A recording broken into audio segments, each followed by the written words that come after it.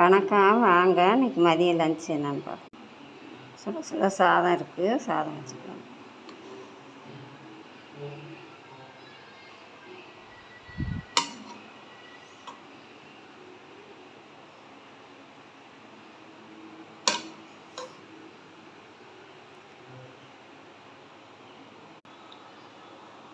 குழம்பு பாருங்க, வெண்டைக்காய் சாம்பார் தாங்க வச்சுருக்கேன். சாம்பார் வச்சுருக்கேன்.